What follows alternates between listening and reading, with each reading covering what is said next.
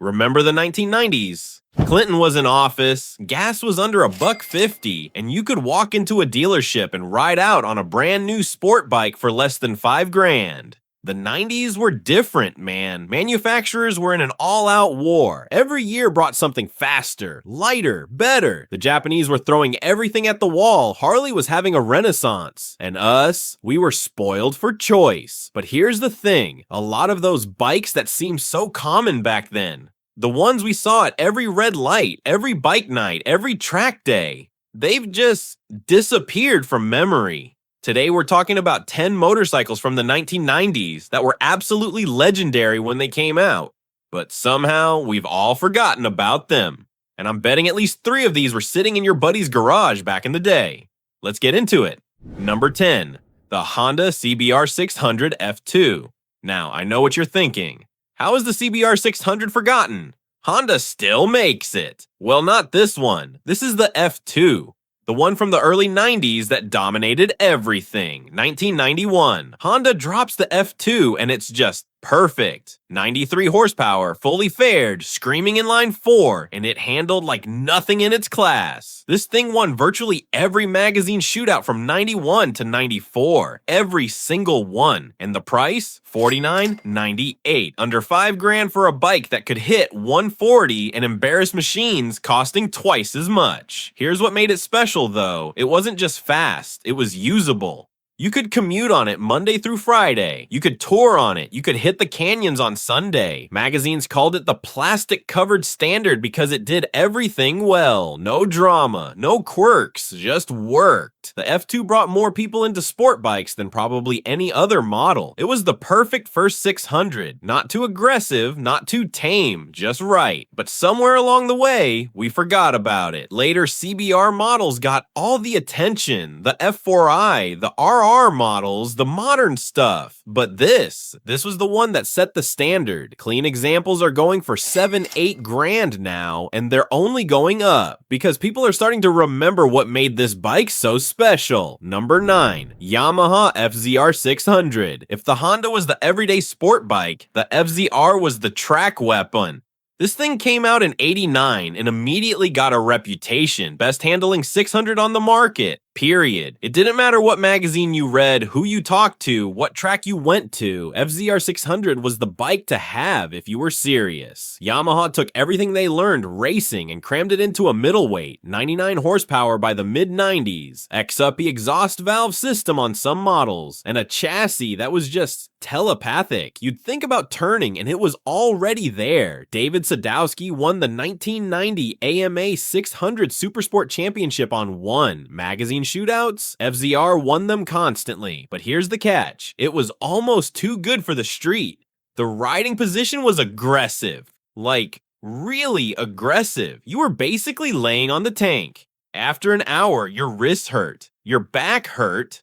Everything hurt. The Honda, you could ride that all day. The FZR, you needed to be committed. It was a track bike with license plates. That's probably why it's been forgotten. It was never the comfortable choice. It was the fast choice. And most guys, after a couple years of riding crouch, traded it in for something they could actually live with. But man, if you rode one hard, if you got it on a twisty road or a track, nothing touched it, nothing. Number 8, Kawasaki ZX6R. 1995. Kawasaki introduces the ZX6R and changes the game. This was the first generation of a model line that's still being sold today. 30 years later, Ram air intake, cutting-edge chassis, and a motor that made serious power everywhere in the rev range. You could short shift it. You could rev it to redline. Both worked perfectly. It had torque everywhere.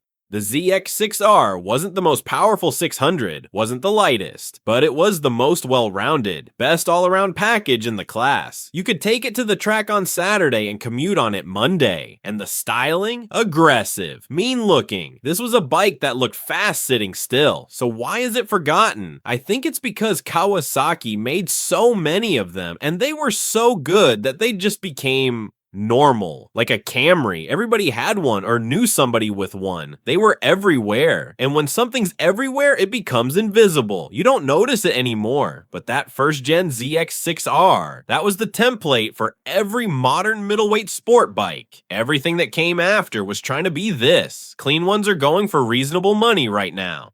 If you want a piece of 90s sport bike history without spending stupid money, this is it. If you're enjoying this video, drop a like and subscribe right now. We bring you rare and epic motorcycles every week. Number 7. Suzuki GSX R750. Now wait, before you start typing in the comments, the GSX-R isn't forgotten. Suzuki still makes it. Yeah, they do. But do you remember how absolutely revolutionary the 90s versions were? 1985, Suzuki invented the sport bike category with the first GSX R750. By the 90s, they'd perfected it. These bikes were winning everything. Road races, magazine shootouts, track days, you name it. Then in 96, the S-Rad, Ram Air Direct. This bike changed everything. The styling, every modern sport bike copied it. That aggressive tucked-in look, that started here.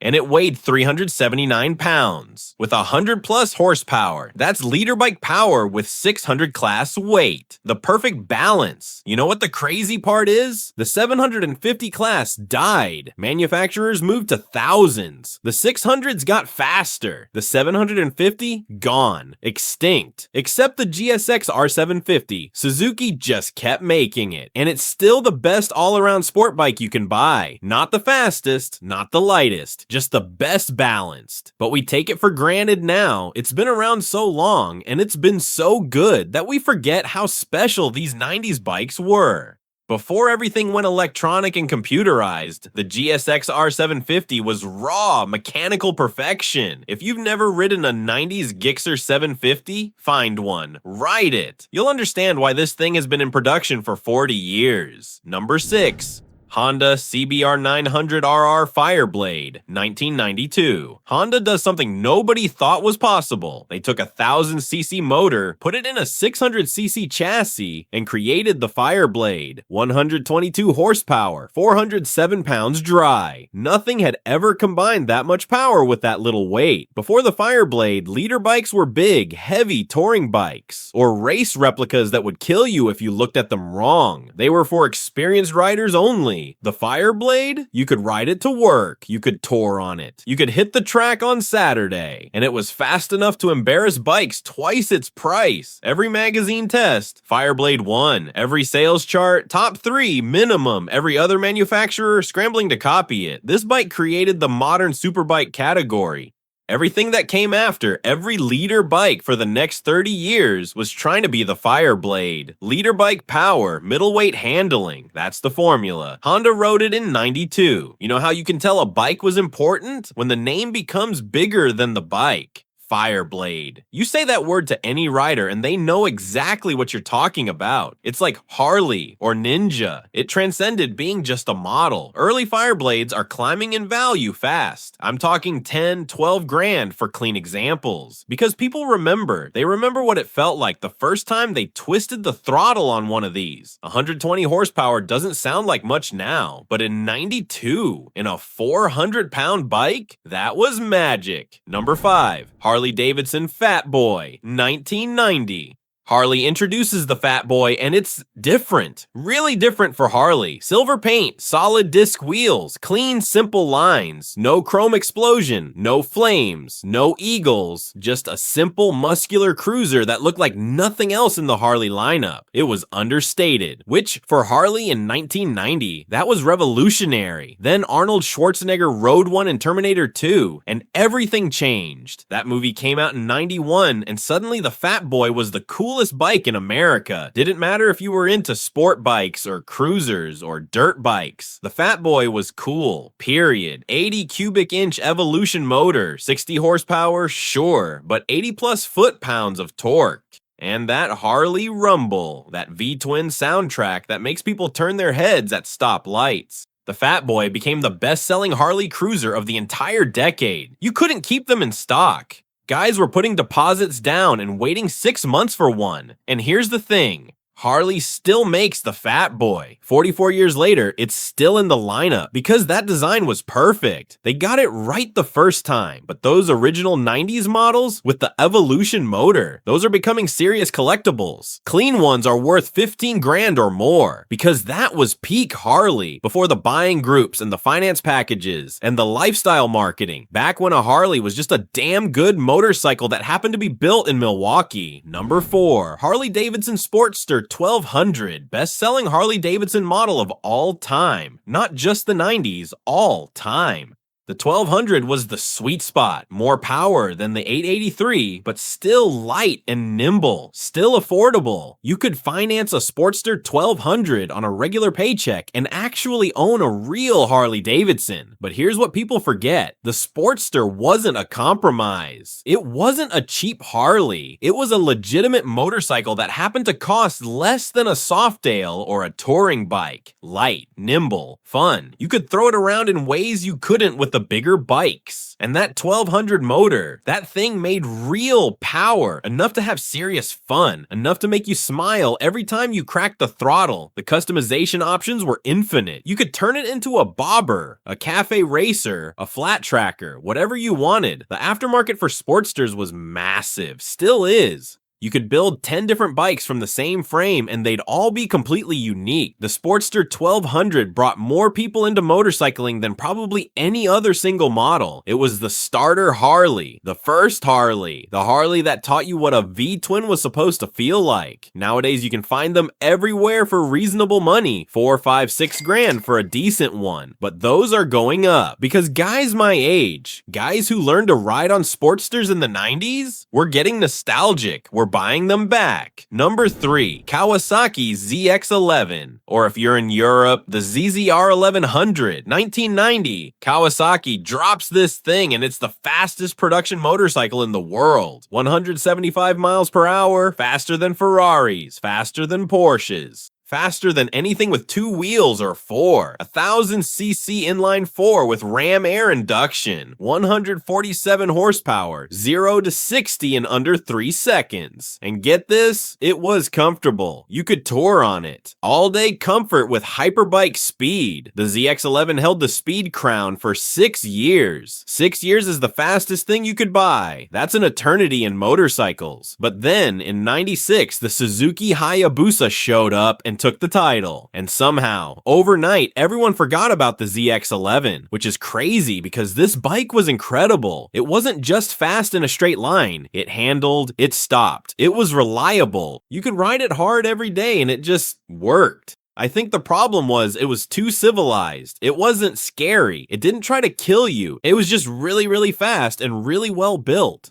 which made it boring in magazine reviews. But if you ever rode one, you knew that ram air whoosh at wide open throttle, the way it just pulled and pulled and pulled all the way to redline. The feeling of hitting 6th gear and realizing you're still accelerating. You can buy these for 3, 4 grand now, which is insane. That's Hayabusa performance for Ninja 250 money. Best performance bargain in motorcycling. Number 2, Honda VFR 750F. The thinking person's sport bike, V4 engine with gear-driven cams. If you've heard one, you know that sound, that mechanical whirring underneath the exhaust note, like a tiny turbine mixed with a sewing machine. Absolutely unique, 105 horsepower, single-sided swing arm on the later models, and a level of sophistication that made other bikes feel agricultural. This bike could do everything: commute in traffic, tour for hundreds of miles, carve canyons, hit the track. It was the Swiss Army knife of motorcycles. The VFR did it all and never complained. Honda called it the poor man's RC30 because it shared bore and stroke with their legendary race bike. But honestly, for the street, the VFR was better, more practical, more comfortable, more usable. The problem was it wasn't exciting. Magazines would test it and say, yeah,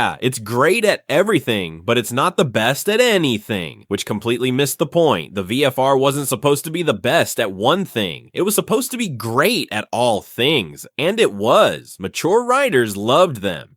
Guys who'd been through their sport bike phase and wanted something they could live with. Guys who had sense, but because they were sensible, they were never cool, never got the magazine covers, never won shootouts. They just quietly did their job better than anything else. You can find these for $3 to $6 grand. And if you're smart, if you want one truly great motorcycle that can do anything, that's what you buy. Number 1, Suzuki Bandit 1200, 1996. Suzuki looks at the market and realizes something. Not everyone wants to spend 10 grand on a motorcycle. Some people just want something fun and reliable that doesn't cost a fortune. So they take the motor out of the GSX R1100, put it in a simple naked chassis, remove all the expensive bits, and sell it for $6 grand. $6 grand. For a bike with a liter class GSX-R motor. The ad said laughing all the way to the bank, because that's what you were doing. You were getting 90% of sport bike performance for 60% of the price. 98 horsepower, would top out over 130, would embarrass anything that didn't cost twice as much. And it was practical, comfortable, easy to ride. Perfect bike for guys who wanted performance without the aggressive riding position. Perfect commuter. Perfect everything. Suzuki created an entire market category with this bike. Before the Bandit, you had sport bikes, or cruisers, or touring bikes. After the Bandit, everyone wanted an affordable naked roadster. Yamaha made the Phaser, Honda made the Hornet, Triumph made the Speed Triple. Every manufacturer had to have an answer to the Bandit, but the Bandit was first. And in a lot of ways, it was still the best, because Suzuki understood something fundamental. Most people don't need the absolute fastest, lightest, most extreme motorcycle. They need something good that they can afford. The Bandit 1200 delivered that. In spades. You can find them for $3-4 grand now, which is stupid cheap. That's GSX-R performance for the price of a used Civic. And you know what? Suzuki still makes versions of the Bandit today, 30 years later, because the formula works. It's always worked. So there you have it. 10 bikes from the 90s that were absolutely legendary, but somehow got forgotten. These bikes shaped the 90s. They shaped motorcycling, and a lot of them shaped us. I guarantee at least half of you watching this either owned one of these, or rode one, or wanted one back in the day. So here's my question. Which one? Drop a comment and let me know. What bike from this list brings back the best memories? Or better yet, what bike did we miss? Because the 90s, those were good years, man. Those were really good years. Thanks for watching. Hit that subscribe button, and I'll see you in the next one.